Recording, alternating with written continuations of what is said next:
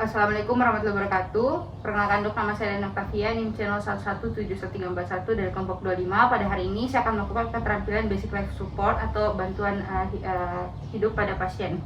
Jadi pertama-tama indikasi kita melakukan BLS atau basic life support itu yaitu apabila pasien mengalami henti jantung ataupun henti nafas yang dapat menimbulkan kematian atau kedaruratan pada pasien. Jadi pertama-tama kita lihat pada pasien apabila terjadi kecelakaan terlebih dahulu, kita lihat dari lingkungan sekitar pasien apakah ada serpihan kaca ataupun benda-benda yang dapat lebih membuat pasien terancam, ataukah di tengah jalan seperti itu, kita pindahkan terlebih dahulu ke tempat yang lebih aman. Nah, selanjutnya kita atur pada posisi pasien. Setelah kita pindahkan ke lingkungan yang lebih aman, kita pastikan pasien dalam keadaan terlentang, di mana untuk daerah dasarnya itu pastikan itu dasarnya keras dan intak, supaya pada saat kita melakukan RJP kita tidak terganggu oleh hal tersebut. Nah, selanjutnya yaitu kita mengecek respon dari kesadaran dari pasien menggunakan AVPU, yaitu alert, verbal, dan juga pain dan unrespon. Jadi pertama-tama Pak. Jadi pada saat kita pukul ataupun kita panggil bapaknya dan bapaknya tidak merespon, kita lanjut ke bagian verbalnya, painnya. Setelah itu kita cubit dari pundak pasiennya. Kalau misalkan bapaknya tetap tidak bangun, kita lihat lagi kira-kira bagaimanakah responnya pasien. Apakah ada kedipan seperti mata, kayak rasa tersakit atau tidak. Selanjutnya yaitu kita lihat apakah kalau misalkan dari AVPU tersebut tidak ada, maka dikatakan bahwa pasien ini unresponsif atau tidak merespon balik kita. Nah, selanjutnya kita lihat lagi kira-kira bagaimanakah pada pasien ini. Kita pastikan bahwa kita tetap berada di lokasi, di titik pasien, sambil kita panggil orang di sekitar. Tolong, apakah tolong di sini ada pasien, ada orang yang henti nafas dan henti jantung. Tolong bawakan saya ambulans, dan juga tolong bawakan saya AED atau DC shock. Tolong. Nah, selanjutnya kita menginstruksikan kepada pasien untuk menginstruksikan kepada orang-orang di sekitar kita untuk membawakan kita DC shock atau AED, serta memanggil ambulans. Ya Pak, tolong telepon 118, panggil ambulans. Nah, setelah kita memanggil, meminta tolong kepada kepada orang lain, kita pastikan lagi initial assessment-nya lagi, yaitu ABC atau airway breathing and circulation. Jadi pertama-tama kita lihat RW-nya. Jadi kita lihat RW-nya, apakah jalan nafasnya pasien itu aman atau tidak. Kita lihat apakah ada obstruksi di bagian kepalanya atau tidak. Nah, bila misalkan ada, kita akan membantunya dengan cara menggunakan seperti yang kemarin, yaitu head tail and chin lift. Kalau misalkan head tail dan chin lift. Oke. Setelah itu kalau misalkan pasien misalnya ya diindikasikan misalkan pada saat kecelakaan terjadi seperti fraktur di cervical, kita tidak boleh menggunakan head tail and chin lift, tapi kita menggunakan jaw thrust dengan seperti ini. Nah, selanjutnya kalau misalkan indikasinya itu biasanya terjadi misalkan ada lebam, terus juga itu pasien juga kesadarannya menurun, itu biasanya fraktur cervical. Nah, setelah itu kita lihat breathingnya, itu kita lihat 3L, yaitu look, listen, and feel. Lalu kita lihat pernafasannya pasien, dadanya kita lihat terlebih dahulu apakah dadanya mengempis atau tidak, apakah dadanya perkembangan dadanya itu simetris atau tidak. Kalau misalkan ada, berarti ada sesuatu yang menghambat di bagian dadanya pasien. Terus sudah itu kita lihat bagaimana apakah ada kita bisa lihat kembang kepis dari hidungnya atau tidak. Lalu kita merasakan apakah ada seperti hembusan nafas atau tidak. Oke, setelah kita melihat breathingnya, lalu lanjutkan kita melakukan penilaian dari sirkulasinya sendiri. Itu kita melihat di bagian arteri karotisnya pasien di bagian leher. Oke, kita raba denyut nadi arteri karotesnya.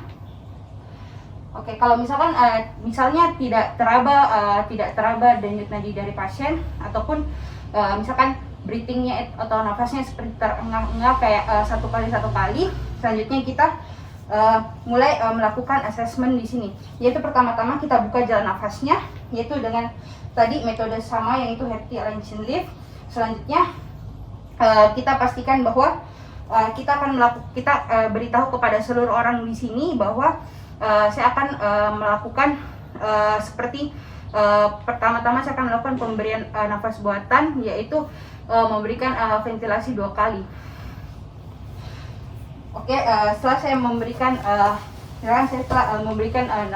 nafas buatan pada pasien, pastikan bahwa hidung pasien ditutup pada saat kita melakukan nafas buatan. Jadi kita pencet hidungnya pasien sambil kita melakukan nafas buatan 2 kali.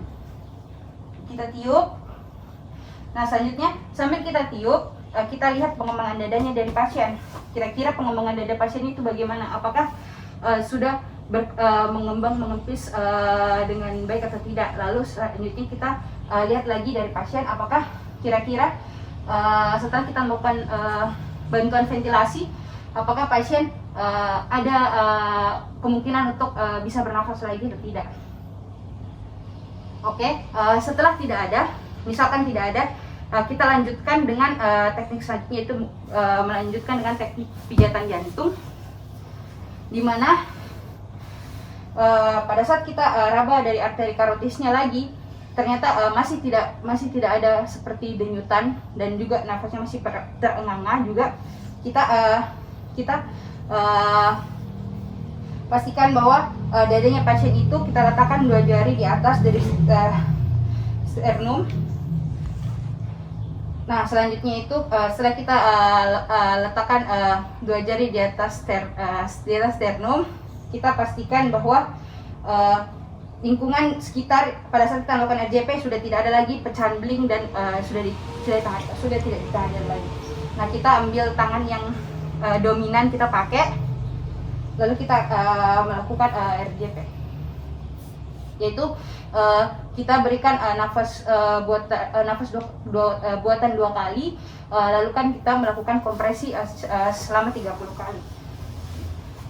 Dalam pada saat kita melakukan RJP, pastikan bahwa kita melakukan itu dengan secara tepat. Bagaimana caranya itu? Pada saat kita melakukan RJP, pastikan bahwa tangan yang dominan di bawah dan tangan yang tidak dominan di atas. Selanjutnya untuk kedalamannya sendiri itu sekitar 5 cm seperti ini. Lalu pastikan bahwa dada itu bisa recoil atau seperti dia kembali sendiri dadanya. Lalu pastikan bahwa lengannya kita ini lurus dan kakinya kita ini, pahanya kita itu merapat seperti ini. Jadi kita seperti menjatuhkan berat badannya kita ke bagian sternum atau dadanya pasien, dimana kita akan melakukan pijat jantung. Jadi kita lakukan ini 30 kali.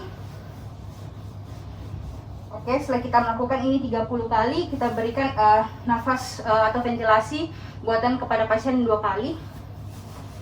1, 2. Setelah itu kita pompa lagi. Kita melakukan hal ini sampai 5 siklus. Kita beri nafas lagi. Oke. Setelah sampai 5 kali siklus, kita mencoba untuk kembali mengecek tanda-tanda vitalnya pasien selama 10 detik. Kalau misalkan pasien masih tidak bernafas dan juga tidak ada denyut nadi, kita lakukan pijatan jantung lagi. Kita jatuhkan badan kita dan kita tidak boleh miring ini. Jadi kita jatuhkan, jadi berat badan kita berada di bagian dadanya pasien seperti ini. Oke. Nah, setelah kita setelah sekitar 5 kali siklus dan juga kita mengecek dari pembuluh arterinya pasien dan juga pernafasannya pasien, kita lihat lagi ternyata orang yang kita minta tolong tadi itu sudah datang untuk membawakan DC shock atau AED, di mana kita memeriksa, nantinya kita akan memeriksa apakah pasien ini perlu dilakukan diperlukan DC shock atau tidak. Kalau apakah termasuk bisa dikategorikan kita pakai DC shock atau tidak.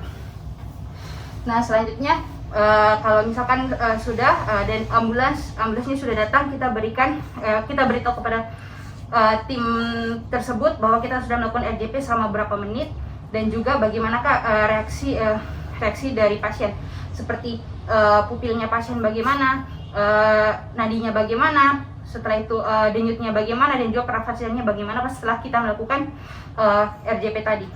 Selanjutnya, apabila pasien ternyata didapatkan bahwa sudah bernafas secara normal dan juga sudah balik denyut nadinya, kita fleksikan, kita membuat pasien dalam keadaan seperti kayak seperti ini. Jadi kita fleksikan lengannya pasien di arah berlawanan, bisa dari sini ke sini seperti berlawanan, ataupun bisa dari sini ke sini, tergantung. Lalu kita fleksikan juga kakinya pasien, lalu kita dorongkan dalam keadaan posisi seperti posisi recovery. Nah, dimana ini posisi recovery itu membantu pasien untuk supaya tidak ada hambatan ataupun seperti kayak jatuh lidah ke bagian orofaringnya dan sebagainya, untuk membantu post recovery-nya pasien. Oke, jadi selanjutnya kalau misalkan itu adalah proses untuk pada saat kita melakukan RJP satu orang. Pada saat kita melakukan RJP, bila ada dibantu teman, maka nanti salah satunya itu akan memberikan RJP, dan salah satunya lagi akan memberikan ventilasi. Jadi melakukan tugasnya masing-masing. Jadi pada saat satu orang tersebut melakukan RJP, dan pada saat RJP selesai, maka satu orang lagi itu langsung melakukan ventilasi. Ataupun bisa juga apabila yang melakukan RJP itu capek, maka kita memberitahu kepada orang yang akan meng-RJP selanjutnya itu sudah berada di belakang dari kita, supaya tidak menghilangkan dari RJP-nya. Jadi biasanya itu sekitar 100 kali per menit untuk kita melakukan RJP. Jadi kita tidak boleh melewatkan kekurangan dari 100 menit itu, supaya oksigen yang kita bantu untuk melakukan RJP itu bisa maksimal dan juga cepat dan tepat, dan tidak membuat keadaan pasien memburuk. Jadi sekian keterampilan BLS atau Basic Life Support saya. Mohon maaf apabila ada kesalahan. Wassalamualaikum warahmatullahi wabarakatuh.